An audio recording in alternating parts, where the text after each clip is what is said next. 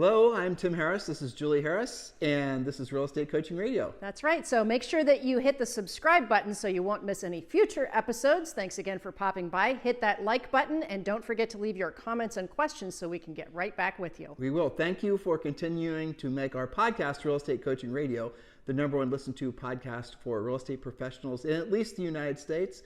And let us know what you think about this video. Leave your comments below. Thank you. 3, 2, 1, and we're back. We have something special for all of you today. It's called the stages of learning or the stages of mastery. Now, some of you have been exposed to this before, especially if you are a rabid listener to this podcast, as tens of thousands of you are. And for the rest of you, well, you're going to really enjoy this. The reason that this is very beneficial, and we're going to present all this to you on today's show, so make sure you're paying close attention. We're going to make it as the least amount of nerdishness as we can, really. We'll de-nerd it for you. We'll de-nerd it as much as we can, but really here's what the benefit to you from when you listen to this, how you'll benefit. And it's not just you personally, but it's, anyone that you are that you run across who gives up too soon, frankly, who has a tendency to pop from one thing to another. There's certainly a lot of that in life, and real estate in particular. So when you run across people like this, you're going to, or if you're like this, you're going to be able to refer back to what we're about to share with you. And I think it's going to give you a better sense of direction. So before we get to the first stage of mastery, I want to share with you something that Julie and I coined years ago. And frankly, once we understood these stages of mastery, it actually was the impetus of us actually coining this phrase. And here it is. Ready? And those of you who are longtime listeners to this podcast will know what I'm about to say, right? You're going to say it with me. Collectively, tens of thousands of you are saying it right now. If you want ever-increasing levels of success in your business and personal life, here it is. You have to do what you don't want to do when you don't want to do it at the highest level. That sounds awful, doesn't it? Well, here's what we're going to share with you.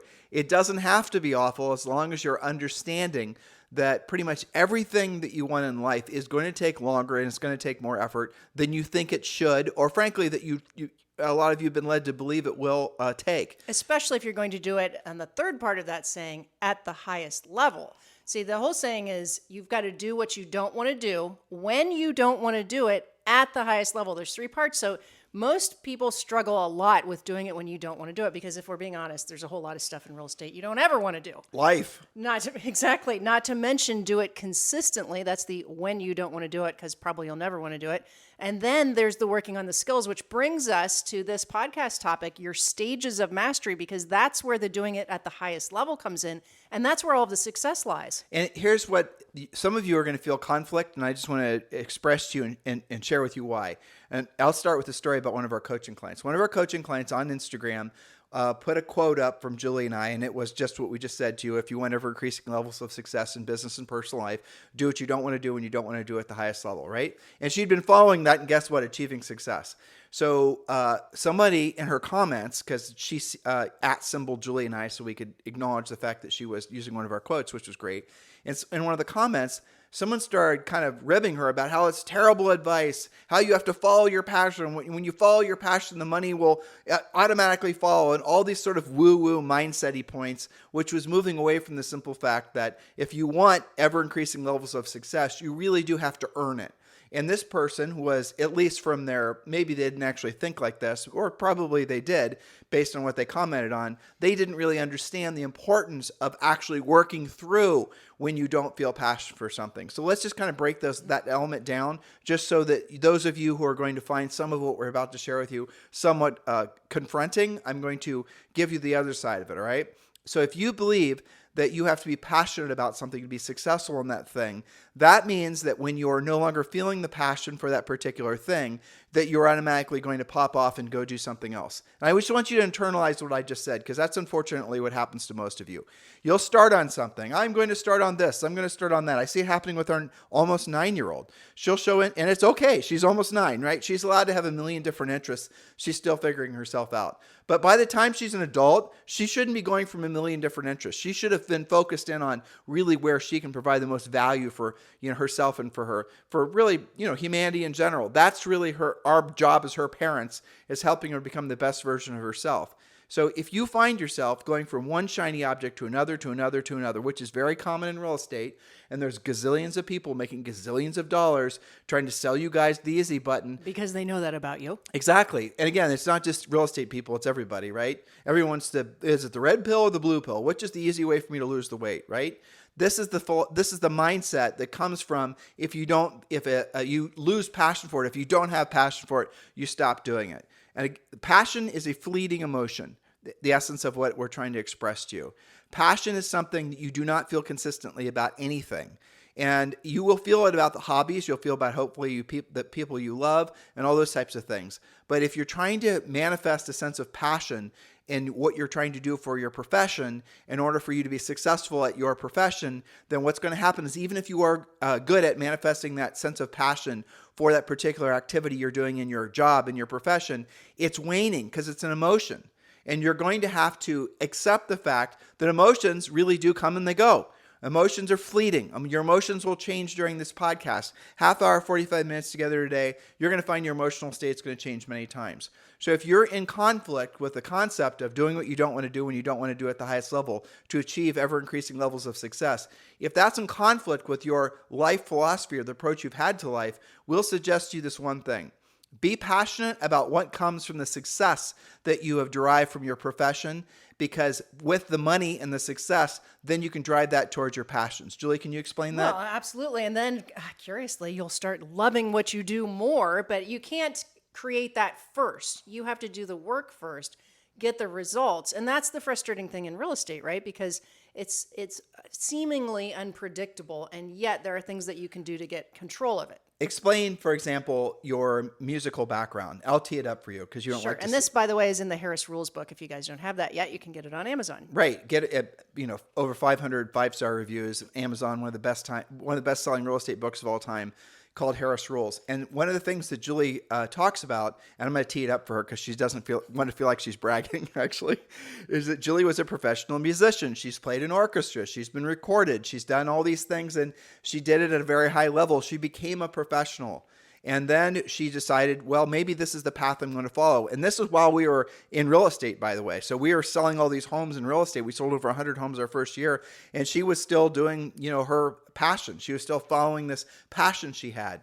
But she had a pivotal turn on the road when she went to talk with Phyllis and Randy Hester, who were the first chairs of the Columbus Symphony Orchestra, and ask them what happens down the road. Yes. Well, and in fact, in that particular conversation, because I still thought that I was still in the whole follow your passion stage, I was thinking that that's what the right thing to do was, and I wasn't really that receptive, as some of you guys aren't always ready until you have an aha moment. They said, well, you got to really think about that commitment, because there's a difference between, doing a few concerts here and there that you really love and you had a great time versus doing it as a job, right? And so I never thought of that before, that they thought of it in a different way. They weren't just gung-ho about every last thing. They said, there's things that we don't like to play sometimes. There's places we don't like to go. There's a whole lot of practice involved. There's, this and that are not all of what you think. And I thought about that for a while, and I still resisted for quite some time. Years. Until I ran into, as I was playing in some other things and running into people who I wouldn't say I was a professional. I'd say I was a good amateur that was playing with some professionals sometimes. Well, so I told the listeners, I told you that Julie doesn't like to actually say that, but Jules, if you got paid to play, you are by definition a professional, and you got paid to play. I appreciate that. But I was running into people who were going from concert to concert, job to job, so to speak. And some of them, which surprised me, were kind of, let's just say, not that passionate about it. They were passionate musicians, but they weren't passionate about what they were doing because it was a job, it was a grind. It was exactly what we talk about. You got to do what you don't want to do, and you don't want to do it at the highest level. And passion became not that much to do with it, right? And then the pivotal thing, which I talk about in the Harris Rules book, and I'll try and make this quick, is when you and I went to a Howard Brinton thing where there was a talent show for real estate agents, to which, of course, I was very skeptical. Like, what is this? We're going to talk scripts again? No, it had nothing to do with real estate. And I remember there were several people, most of whom we're still friends with, that had, like, one of them was a great stand-up comedian. One of them was would sing and accompany himself on guitar. And they weren't just, like, okay at it. They were really great at it. And that was the aha moment where I thought, okay, well, maybe I can maybe I can pivot to not just thinking about real estate as something that you do, but something I can have passion about so that I can then do this when I felt like it versus making that my vocation. So the job was, you circled back around and you realized ultimately being successful at real estate fueled your passions. Yes, and in fact, I became more passionate about music because I didn't have to do it. You see, it gives you freedom. You can have choices. A lot of you guys, we have a lot of coaching clients that are very good at other things, right? But real estate is what fuels those things. So the thing you've got to accept, the fact is, and we're going to walk you through this, there are certain ways you can shortcut the 4 stages of learning. And it's going to have to you're going to have to essentially be really open and willing to accept what you don't know. And that's the second level, which we're going to share with you in a second. But do understand that everything in life worth having is going to take a hell of a lot longer than you think it should. There's a funny quote from Matthew McConaughey, and he says, life is barely long enough to get life is barely long enough to get good at any one thing. And then he said, choose wisely. In other words, what he was saying was, if you're going to constantly go, well, today I'm a real estate agent, tomorrow I'm a cobbler, next day I'm going to do this, I'm going to do the other thing. You're never going to stay in something long enough to become good at it, and you're never really going to experience meaningful success. And I realize this falls in the face, and this is the point I was trying to make, of what you're being sold and told, and what really is, essentially I think in the zeitgeist of the modern culture, that all of a sudden you get your real estate license, and the next thing you know, you're leaning on purple Lamborghinis because you're an Instagram star. You guys get the point? That's all fake. It's narcissistic, essentially look at me, garbanzo beans, and it's not in alignment with what your highest and truest purpose on this planet is, which is being of service to other people. So here are your 4 stages of learning, and as we go through this, or the 4 stages of mastery, it's expressed both ways. We want you to really take one specific thing. I'm going to give you that specific thing. I want you, as we're going through this, to think of yourself, ask yourself this question. If you want to become a really powerful listing agent, you want your business to be primarily focused on your ability to every single day set a pre-qualified listing appointment and take a listing.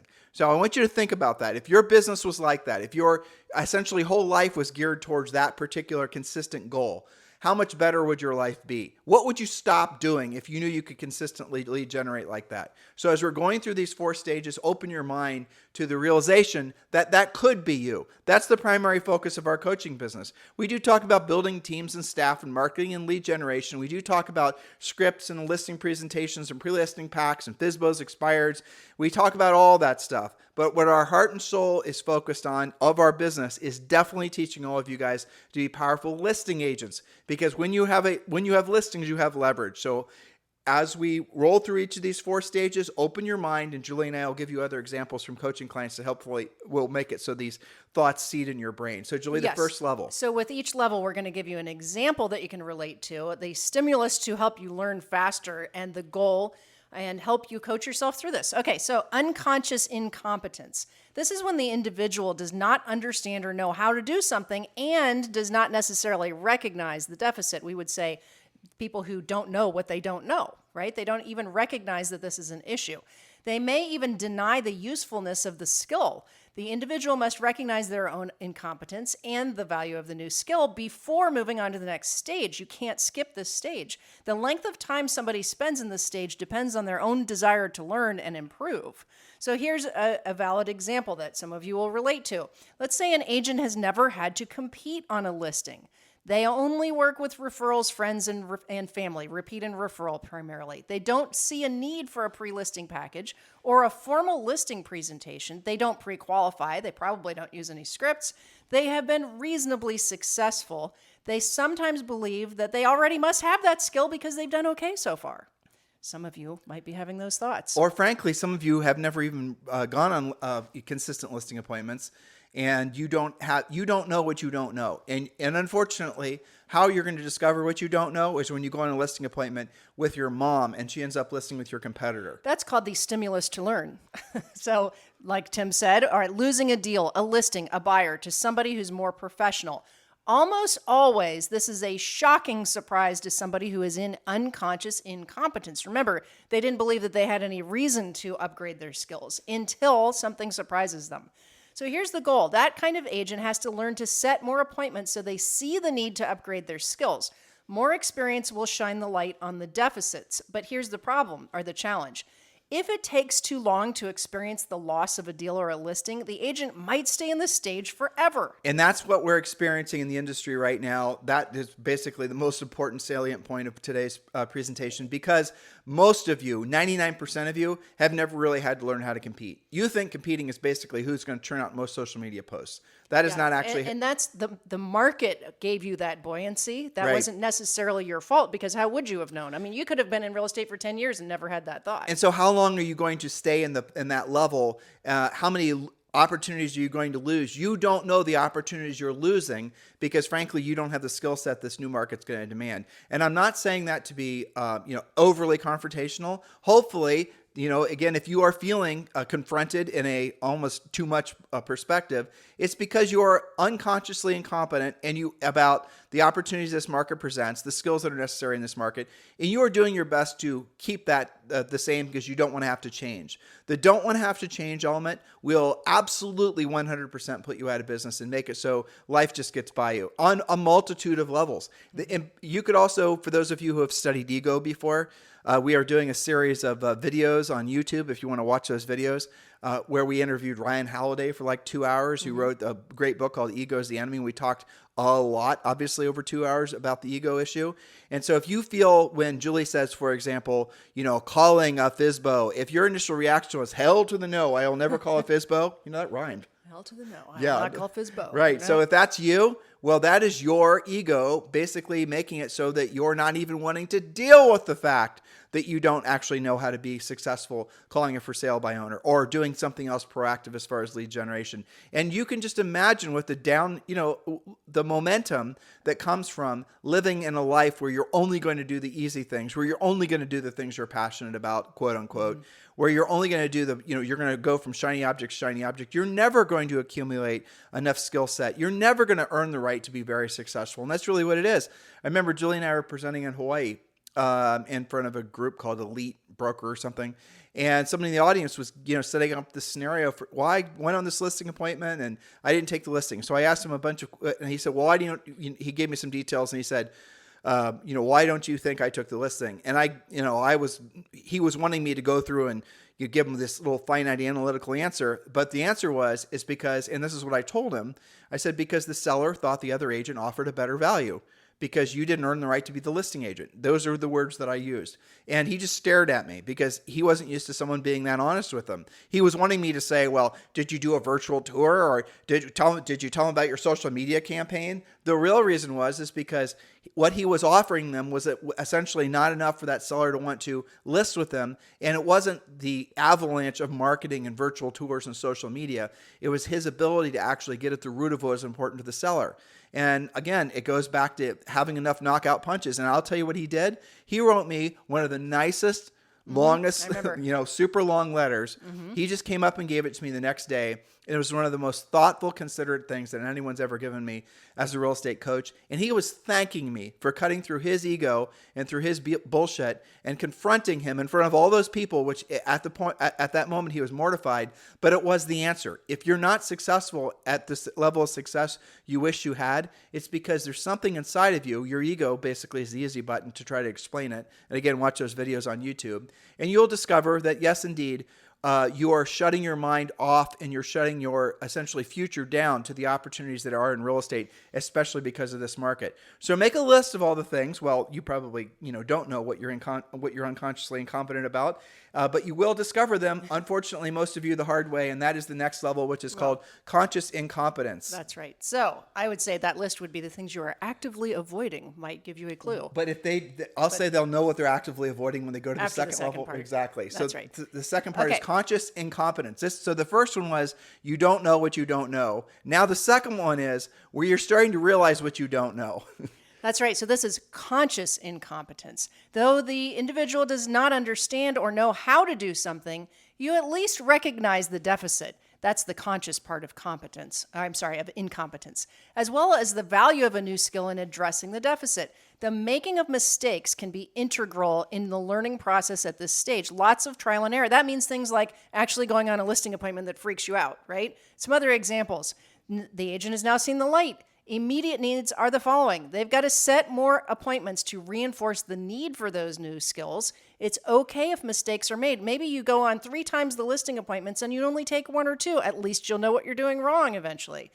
Earn while you learn mentality. Lose some along the way, but find out why and fix it. Okay, you went a little too fast on that one. What some of you are going to do when you're in the conscious and competent phase, the hazards on this phase are that you're going to start latching on to bad ideas. And that happens a lot. You're going to think the reason I'm not conscious, what I have to do now that I know I don't know a lot, I'm going to then start doing a lot of things that are like social media, for example. I must need to make more videos. Exactly. Right? That's what you're going to convince yourself that you need to do. So what you haven't done is actually explored whether the idea is actually going to help you accomplish your goal. You're just gravitating towards, again, something that you think is going to make you feel passionate, right? You're going to gravitate towards something that's going to make it so that you don't have to actually ever confront your ego's fear of rejection. That's the heart of the reason that people will or won't become successful is their ability. It always hurts to hear the word no and to be rejected. But the fact is, and it doesn't really get easier, it just always kind of hurts.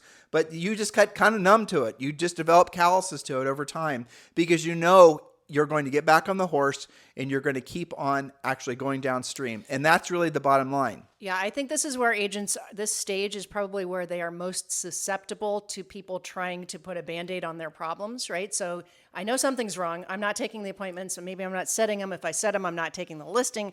I'm feeling desperate to do something, so I'm going to go try whatever somebody's pitching. Well, they look on. for shortcuts, right? Exactly. So they're going to get an email. You're now realizing that real estate's not what you thought it was, and you're going to get an email. Someone's going to try to offer to sell you leads, and you're going to go, well, I'll buy leads. Well, why don't you, instead of frankly falling prey to that and getting on that never-ending hamster wheel, why don't you instead decide to learn how to generate your own leads, which was what Julie said. Earn while you learn. Don't think that you have to learn everything in our coaching program before you earn. We want you going out there and role-playing and practicing with the prospective sellers. We want you to learn while you're earning because you will learn a hell of a lot faster than if you're just essentially sitting behind a computer screen memorizing the scripts. That's right. There's a lot of agents that got out of the business with a full brain, but not a full bank account. There you go. So core skills that you should be building in this stage: improve your lead follow-up through the use of whiteboards and vital stats reports like we teach you in coaching. Follow the relentless lead follow-up rules, furiously fast lead follow-up. Some of you guys would increase your business 30 or 40% if you would just answer the phone and just call people back when they want you to call them back. Well, furiously fast lead follow-up, that's the funniest thing ever. Again, something we thought of years ago. Yeah. But again, that is so true.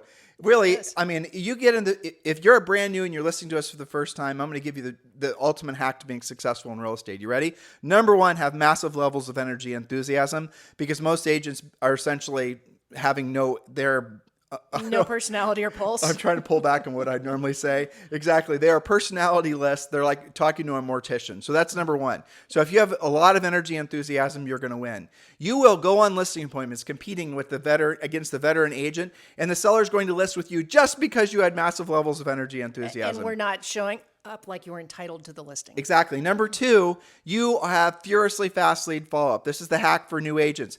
Be absolutely crazy and rabid with any lead that you get. And it is a call. It is not a drip system. And again, you guys getting into the business, a lot of you are being told, well, what you got to do now is you got to form a CRM.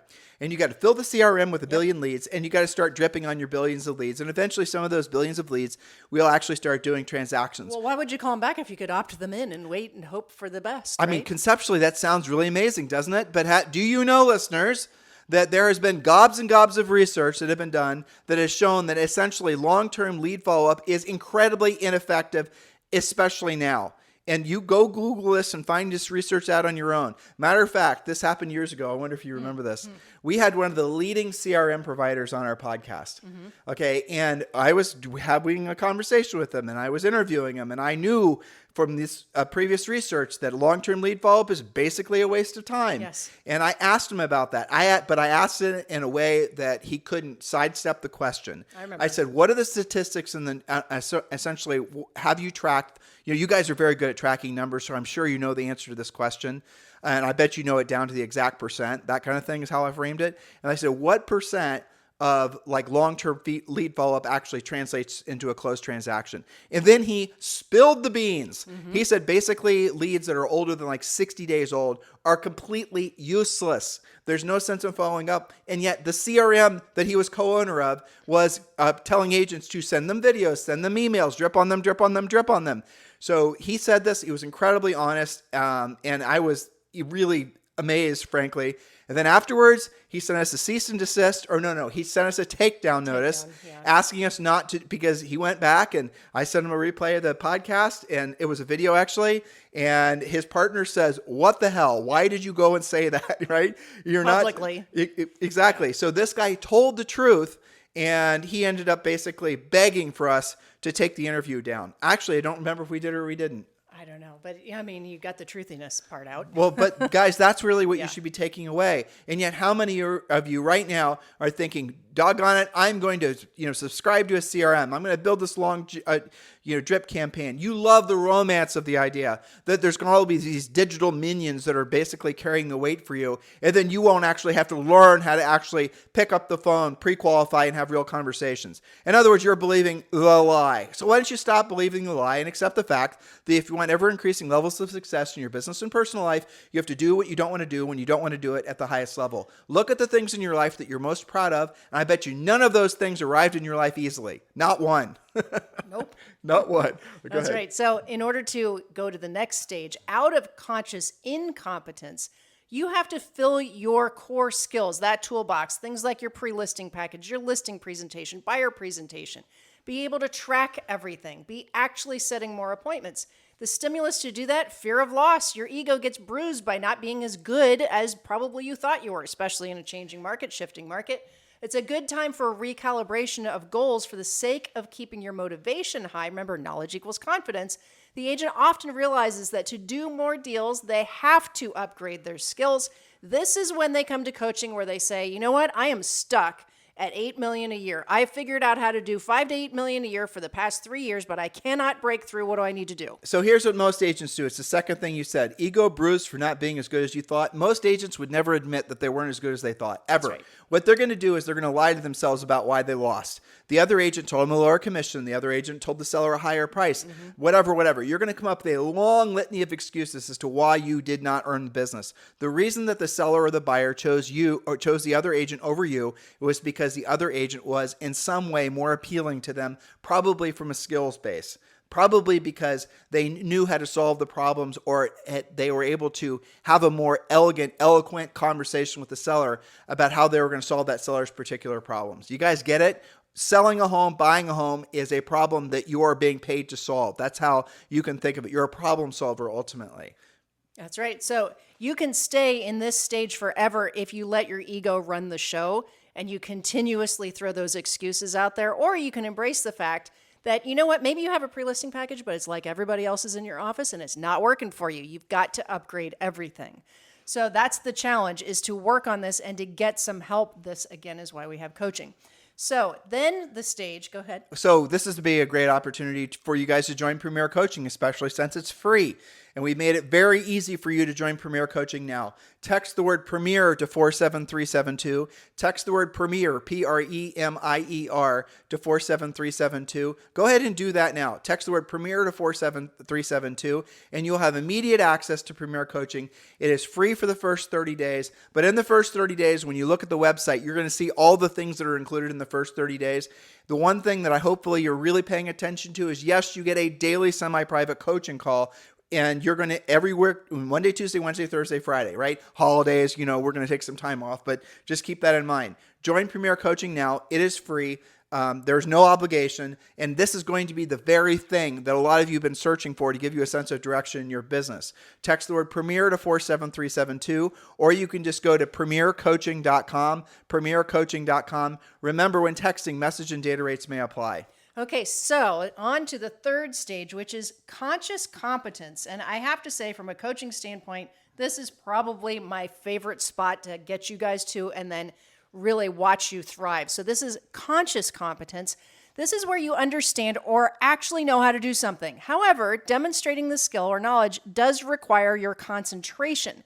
It might be broken down into steps, and there is a heavy conscious involvement in executing that new skill. Here's an example. Pre-listing package and listing presentation are actually polished. You know how to present. You understand and you value the upgrades, and you're getting success, but now it's time to monetize that skill and your presentation upgrades. Your stimulus to learn is more income, attaining your goals, moving up to the next level, making a huge leap, upgrading those goals.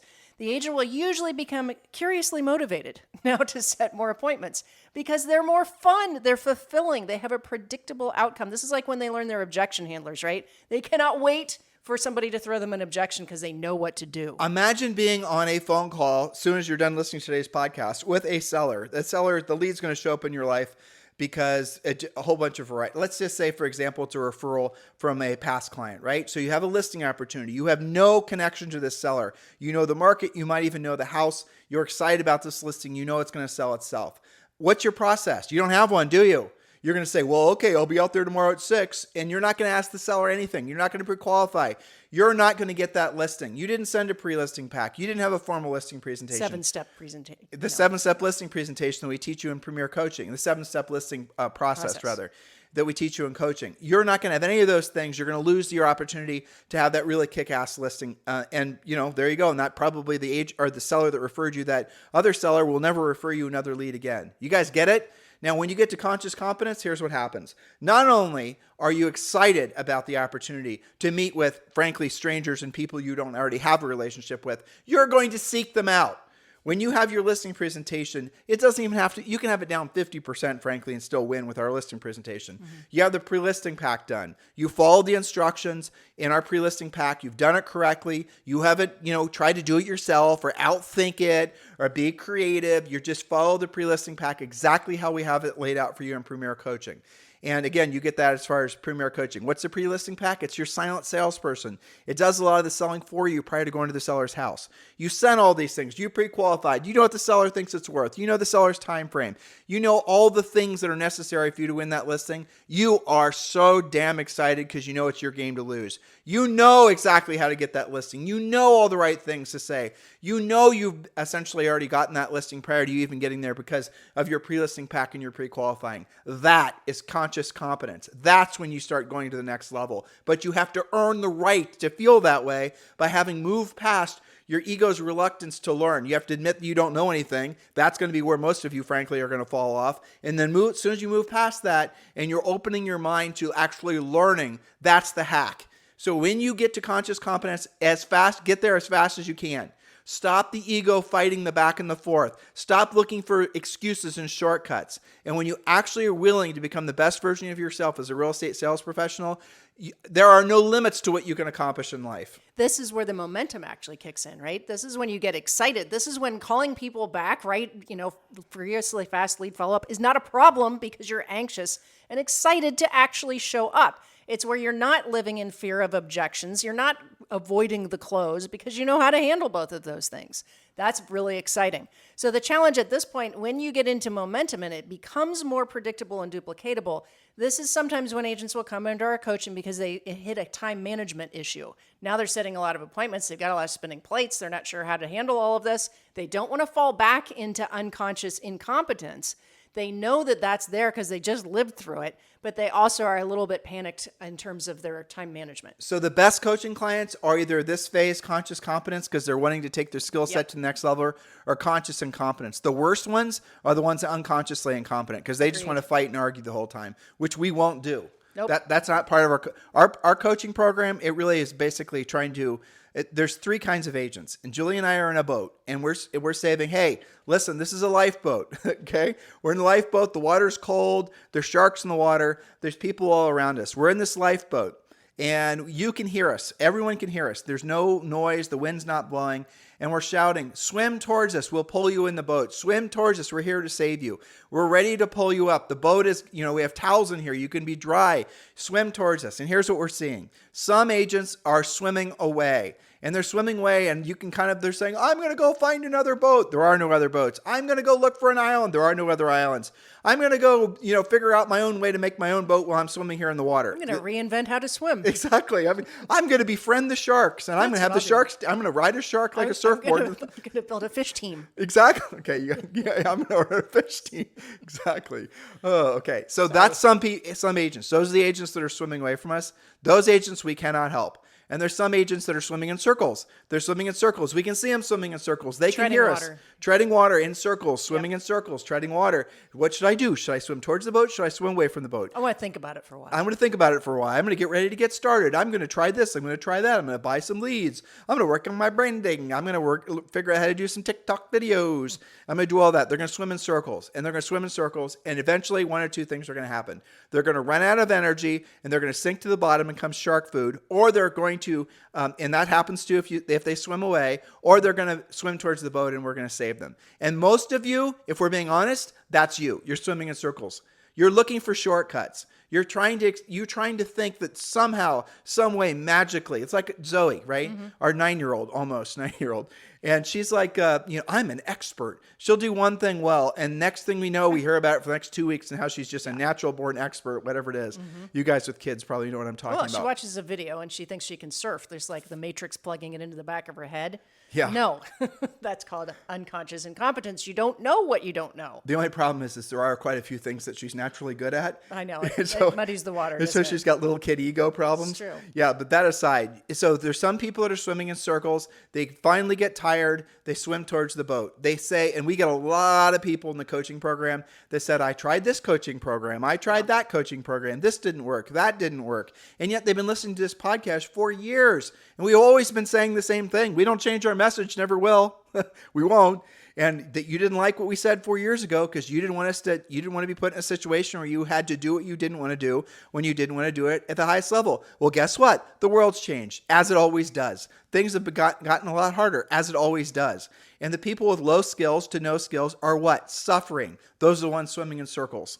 So that's the second classification of agents. And the other ones that are in this previous phase, as Julia was just relating it to all of you guys, the consciously competent phase, those are the ones that are swimming towards us and want to get on the boat. Those are the ones that are, if you're looking for a shortcut to success, if you're looking for a way to save it so you don't have to save yourself years of unneeded suffering, get to the point where you're willing to accept that you don't know and align yourself with somebody as fast as you can who's going to get you to where you want to be before you align yourself with anybody and listen to them and take advice from them. You better sure as hell have done your research on who that person is that you're listening to. Otherwise, you're going to be in that water, and swimming against the sharks again and swimming in circles. And that's what a lot of you have done. You've gone from one episode of I'm going to do buy referral, and I'm going to just focus on that. I'm going to focus on branding. I'm going to focus on buying leads. I'm going to form a team. I'm going to do all these other things. Mm-hmm. And what are you skipping? The real work of real estate. And that's where your greatest levels of success are. So if you find yourself swimming in circles, you know it. You can feel it because you're looking for the next easy button. You're looking for shortcuts. If that's you, I would strongly suggest before you run out of time and you sink to the bottom that you actually decide to swim towards the boat so we can get you going in the right direction. Now, I want to prove to you what I'm saying is true. Our first year in real estate, and this was when in our early 20s, and we really had basically no experience selling, not in a formal way like real estate. We sold over 100 homes. How did we do it? We followed our own advice. We actually went to people who were already selling real estate at a high level, and we would pay them typically $3,000 to $5,000. This is before coaching, and we would shadow them for a day. Those of you guys have been in the industry for a while, you know what I'm talking about. And that's what we did. Well, we were conscious of our incompetence, right? We knew at least to do it at a high level, and we talked about that at the beginning of this podcast, to actually take it seriously and not be 1 foot in, 1 foot out and trying it out. To really do what we wanted to do in this business, we had to figure out what it was. Why are all these people doing that much business? So we went in, we found out, and we duplicated their systems, and then we upgraded and we used them. We tried some things out, what was working, what wasn't working. That's part of being conscious of your incompetence, and without doing that, you'll never find conscious competence. It's impossible to skip that step. Just be unbelievably careful who you listen to. And if you're looking to hire a coach or anybody for advice, take them through these 4 filters. right? So if you're looking to hire a real estate coach, especially those of you who are listening to us or watching us on YouTube right now, and there's other people that claim to be coaches, run them through these 4 filters before you decide to listen to what they're saying. And I'm not saying what they're saying is necessarily bad. I'm just saying you deserve to make sure you're making the right decision. Otherwise, you're going to be back in that water again. Here it is. Number 1, have you had a real estate license? And there are a lot of people out there trying to sell you guys information about how to be successful in real estate that's never actually sold real estate before. So if someone hasn't had a real estate license and they're telling you how to be successful in real estate, I think everyone will probably agree that that's probably not somebody you should be listening to. You can do better. So the next question is, once you find somebody who's had a real estate license, have they sold at least 100 homes in a year? So if you find somebody who's saying that they're a real estate coach or trainer, they have a license, they've sold over 100 homes in a year, that's a really damn good start. That should be the baseline if anyone you'll even give 2 seconds of your time to. The third rule, and these are really the filters you should consider putting everyone through. The third rule is, did they sell at least 100 homes per year for at least 5 years in a row? Why does the 5 years in a row matter? Because guys, believe it or not, there are a lot of people that sell 100 homes in 1 year and never do it again. They list a subdivision. They list a bunch of builder specs. They list a bunch of lots. A building, exactly. Something like that. In other words, they did not do it like most of you will do it, which is one seller, one buyer at a time. So filters again, we're getting to point number 4. We're getting to filter 4. First one is, do they have a real estate license? If no, do not pass go. Have they sold at least 100 homes in 1 year? If yes, move to the next question. Did they sell at least 100 homes per year for at least 5 years in a row? If yes, then go to the last question. And this is where 99% of all of the people who call themselves coaches and trainers fail. And they know it. And they don't want you to know it. They're hoping and praying you don't ask this question. How many paid coaching calls have you done for real estate agents? Now, here's the bottom line. Paid coaching call. You guys heard me earlier say Julie was a professional musician because she was getting paid. Somebody is going to tell you, they're going to tell you, when you ask a question, they're going to say, I have presented in front of. They're going to obfuscate the question. They're going to try to change the nature of your question. I have so many people that are subscribing to my YouTube channel. I have so many people that have watched me on stage. I am a coach because I used to present in my KW office. No, you are not. You are a trainer at best. And there's nothing wrong with trainers. There's a lot of great trainers. Just understand, if you're paying someone to be a coach, hire a coach. So here's filter number 4. Have they provided at least 100,000 paid coaching calls? And if they have not, you can do better. And I'll tell you right now, to save you from having to go through asking all the pseudo coaches out there, whether they're real coaches, and asking these 4 questions, because most of them will never answer those 4 questions. In the industry, there are probably only maybe 5 of us, maybe 4 of us that have actually meet or exceed those criteria. Some of them work for us as our Harris certified coaches. Yes, and some of That's them how work we for know. us. Right. And because we actually ask those questions. you guys have to be more discerning who you listen to. You have some health problem. Are you going to go to your neighbor who's, basically roofs houses and ask him for his advice, and he's going to tell you something that he heard on TV 10 years ago on, you guys get the point? Of course not. So you have to be more discerning. So if you're finding yourself going in the wrong direction, it's probably because you took advice from maybe a well-meaning person that was not competent to be providing you really meaningful advice because they never actually did it or did it at a high level. Respect yourself and your potential and insist upon only hiring people that earned the right to be your real estate coach. That's right. One of our newest coaching clients actually told me, he said, I could tell within one call with your coaches the difference between somebody who had not just been licensed, not just sold real estate, but also as a professional coach. And I thought that was a great compliment. Well, that's the reason this is the number 1 listened to daily podcast for real estate professionals in the United States. There's that. Because people say it all the time. You listen to us and they'll listen to something else. And everyone else wants to talk about the latest way to buy leads or the latest this, that, and the other thing. They're all mini Gary Vaynerchuk's basically. Now, the 4th level of competence or learning, which is amazing. And hopefully you guys will allow yourselves to experience this in many different facets of your life. That's unconscious competence. The individual has had so much practice with the skill, it's become second nature, and it can be performed easily. As a result, the skill can be performed while executing another task. The individual might be able to teach it to others, depending on how and when it was learned. They have a predictable and duplicatable outcome. The example, Many of the grizzled veterans, they take almost 100% of listings they go on. They have polished scripts, polished skills, polished presentation. They negotiate professionally, and they're good or great at the core skills. The main thing is they don't have to think. They're operating on autopilot. Yes. It requires virtually everything that comes out of their mouths, and you guys know people like this. Hopefully you might be someone like this in some facets of your life. Whatever you say is expert level, as Zoe would say. Well, it's because they've done a whole lot of doing what they didn't want to do when they didn't want to do it at the highest level over and over and over and over and over, and they increased the skill as they went. What is it? Edison said you have to basically try and fail at least 10,000 times. That's right. I've heard different people saying different variants of that. But really, you can be a flash in the pan for a year or two, but to really earn the right to be truly successful, to have unconscious competence, guys, it takes decades. That's the unfortunate truth. It takes decades. Well, I'm just laughing because I'm remembering to the story at the top about being a musician, right? And I used to hate practicing scales like the plague. So boring, and so many of them, and so complicated.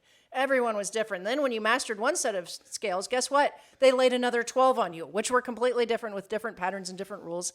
And you know what? Then you got tested on it. We had to do juries in front of people where they would imagine if you had to do a listing presentation in front of a panel of our coaches and you couldn't go on to the next level. You weren't allowed to go to your next listing unless you got a really good score on that. That's what that was like. So that was in music, that was doing what you didn't want to do when you didn't want to do it and having to do it at a high level. Otherwise, you're never going to get a good gig. And let's drill down on something. You told me this, and I think it's very inspirational to a lot of people listening. You had when you were a kid, you were taking piano and flute lessons from the same lady. Uh-huh. She was a good flute teacher, but she was an amateur, not great piano teacher. Yes, that was kind of like her side hustle. Okay, and you should, when learning, I'm not a musician, so you're going to have to fill in the gaps here, right? Yeah. So it's always good to learn piano first because it's a good foundational Ideally. Instrument to learn. Okay, but she taught you nothing but hacks and shortcuts. Yeah, but I didn't know it at the time because I was a kid. So she may have been a good flute teacher, but she was a hackish piano teacher. Exactly. And flute was my main thing too. So how would I know the difference about piano? And but you discovered it. And when and I were living in Las Vegas, I remember you were on a quest to learn because you had a baby grand piano and you were on a quest to really learn how to play piano. Yeah. You did not know how absolutely hacked up your music education had become until you hired somebody that you can pick it up from there. Professional, really professional, honest to God, didn't just go to Juilliard, but graduated from Juilliard as a piano performance major and was working all over the world in Cirque du Soleil with his own piano show, right? So definitely not a hack. But I didn't really appreciate that until he was teaching me the way he was taught at Juilliard, okay? And it was painful. I mean, it's the reason I don't take lessons from him today. That's something I have to be super duper duper committed to because every lesson I would realize, if I had just learned it the right way in the first place, gosh, my life would be a hell of a lot easier. And guess what I would be able to play? But no, I learned from a hack who I didn't even realize was the queen of the workaround, right? And I have to say, too, doing math with Zoe, she's in 3rd grade, and they're doing a lot of more and more complicated things every day. The way that they're learning today, and we talk about this a lot, with those of us who have kids in that level, the way they're taught today, they learn like 5 different ways to solve a problem. And some of them are a lot faster than what we learned. Some of them are a lot more logical. But the end result is when they're presented with something, they've got this toolkit, just like we teach in real estate, right? I mean, the past 10, 15 years, you've needed maybe 1 or 2 or 3 really good tools that you use every day. You had to kind of be competitive when you're on the buyer side. Okay. But now, when you're pursuing being a listing agent, you need that toolkit. Just like Zoe's math brain is going to be that much more robust because she's presented with something, she can do it this way or she can do that way. She doesn't just have to get out her iPhone and hope that it's going to figure out the one way she learned, right? Same thing with as a musician. You can make these analogies to pretty much anything. I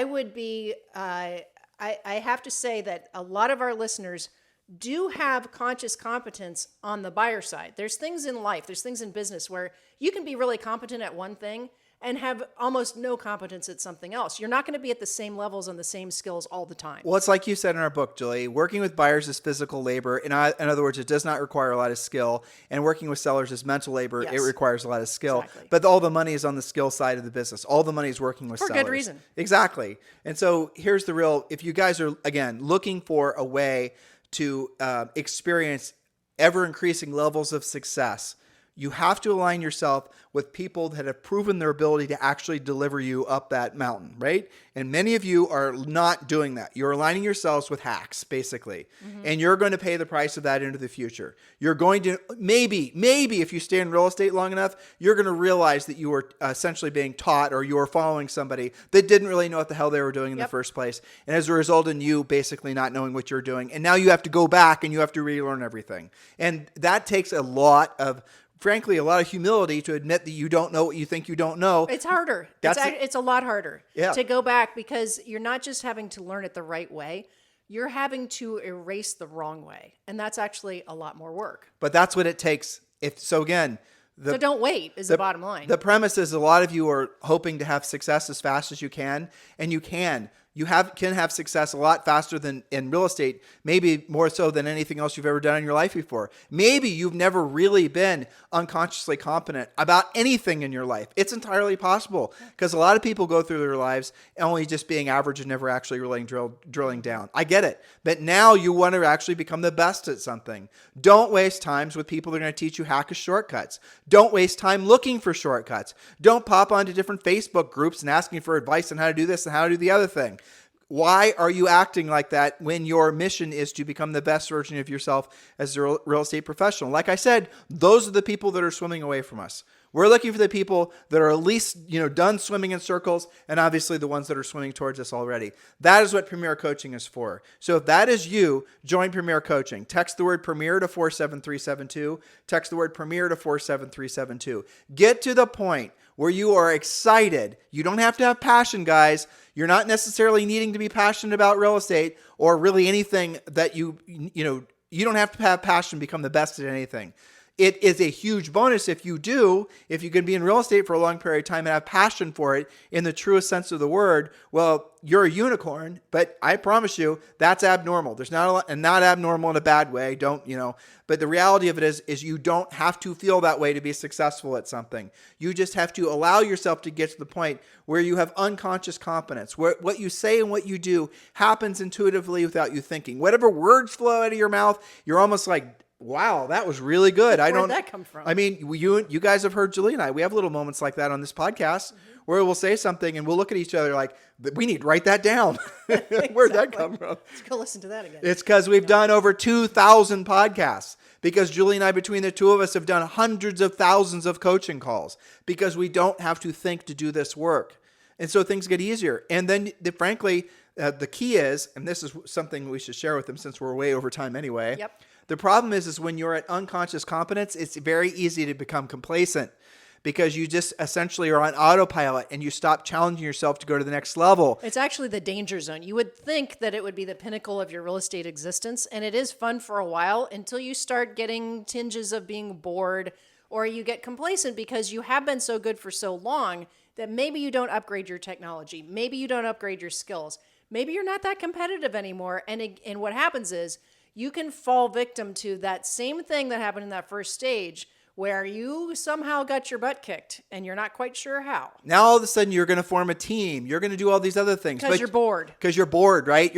Someone told me the next natural level in my real estate business is for me to start adding staff. Well, I don't really know why the hell I want to add a bunch of buyer agents, but whatever. This book told Expansion me. Team. Yeah, I need to do it. Right. So why don't you guys stop and get realigned with what your original financial motivation was to get into real estate? And wasn't it to experience freedom? Wasn't it to have enough money coming in as net profit from your real estate business that you can then reinvest that money and you can build passive sources, vehicles that produce passive income for you? Again, this is a chapter in our book, but your motivation for real estate should always be to help other people. And if you're tuned into that frequency, then the next thing you're going to do is you're going to want to learn the skill set so you can earn the right to be of service to those folks, right? And then when you do that, you're going to start making a lot of money. But making a lot of money by itself is great, but it's not the same as making a lot of net income. There's a lot of agents, a lot of teams that sell a lot of homes and make a lot of money. And some of you guys celebrate these folks' success, and God bless them if that's their mission, but they don't have anything really to show for it. It's markets like this that expose all those folks that have unprofitable businesses. So you have to get to the point where you're in alignment with what your highest and truest purpose is. And when you do, you start transcending to levels of success and experiences in your life that maybe you haven't even dreamed of yet. But you have to do what you don't want to do when you don't want to do it at the highest level. If you want to shorten the path to become really successful, align yourself with proven systems, proven coaches, trainers, and mentors, proven real estate brokerages for that matter, proven to actually get you there quicker. Stop looking for the shortcut. It's making you broke. Guys, listen, we are in a blessed position in this business right now, in this industry, because of these times of change. You have to be in alignment with the market, what it has to give you. And the best way for you to do that is to learn the skills this market demands. We made it very easy for you, absolutely costing you nothing to join Premier Coaching. Text the word Premier to 47372. Text the word Premier to 47372, or just go to premiercoaching.com. You guys have a fantastic day. We'll talk with you on the show tomorrow. Hello, thank you for having watched this video. Please remember to subscribe to our YouTube channel. That's right. And don't forget to hit that like button, leave your comments and questions below, and we will get right back with you. Thank you for watching this video. And remember to watch the next one. You're going to love that one.